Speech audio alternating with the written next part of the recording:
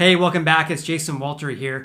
In this video, I share a new report that was just announced just a couple days ago, and that was for August real estate stats in the United States.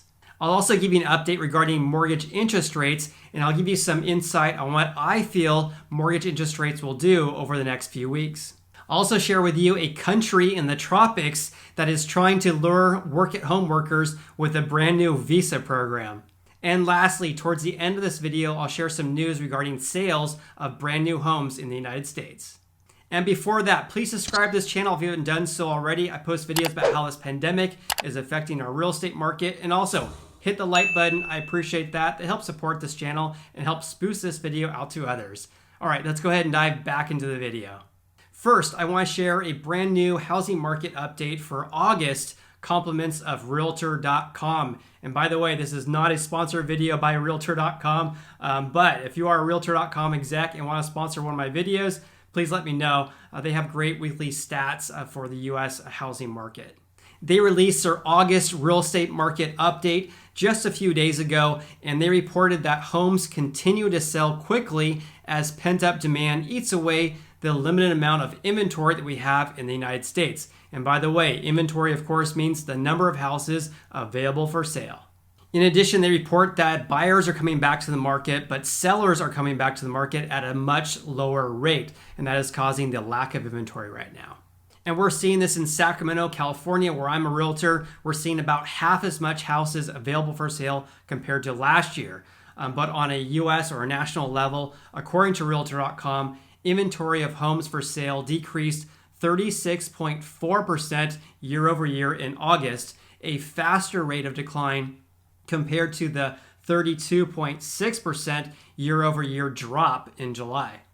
It also mentions in this article by Realtor.com that the number of newly listed properties in August also decreased by 11.8% since last year.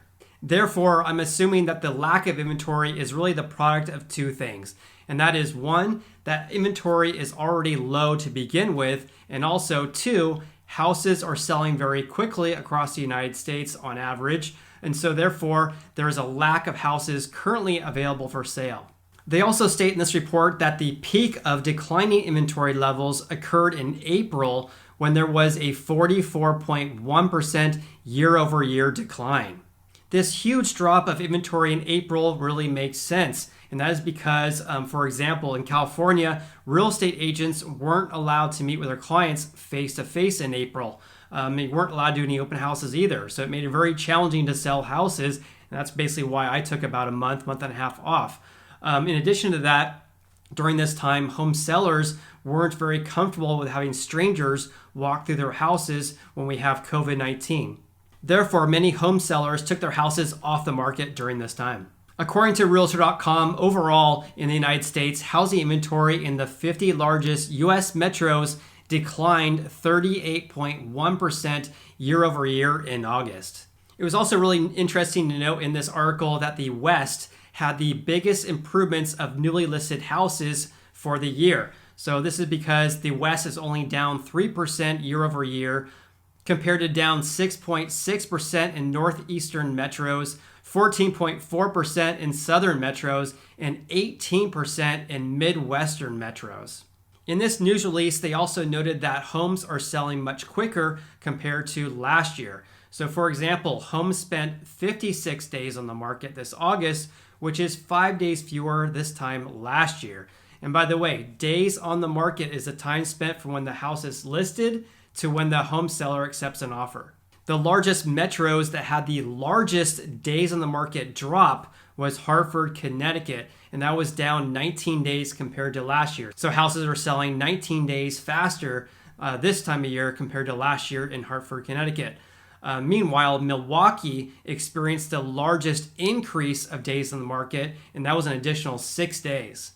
Realtor.com also announced that the median national home listing price grew by 10.1% year over year to a new high of $350,000 in August. And you heard me correctly here. This is the median listing price. So another word for listing price is the asking price. So just because someone asks for a high price for a house doesn't mean they're going to get that price. So I'd be more inclined to look at what the house ultimately sold for. And by the way, if you want to know how home prices changed in August, I should have a report and a video for you in a couple of weeks because the National Association of Realtors should be posting that news release in a couple of weeks. In mortgage news, mortgage interest rates remained relatively flat from the previous week. The average 30-year fixed rate mortgage in the United States is 2.93%, which is still very close to a record low interest rate.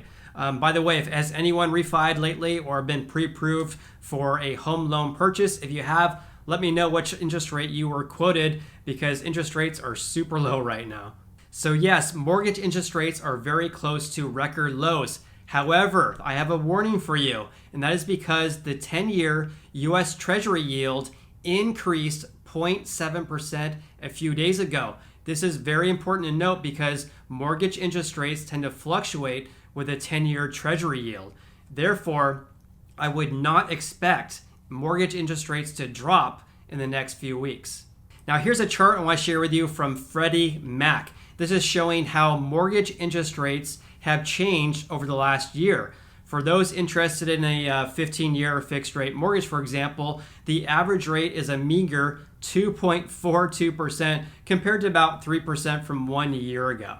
However, for most people, it makes much more sense to have a 30-year fixed rate mortgage rather than a 15-year mortgage. And that is because the 15-year mortgage would have a higher monthly payment. And in my opinion, it doesn't make sense to pay off your mortgage early because mortgage interest rates are around 3%. So one would assume that you could take that savings and invest it and earn a higher interest rate than 3%.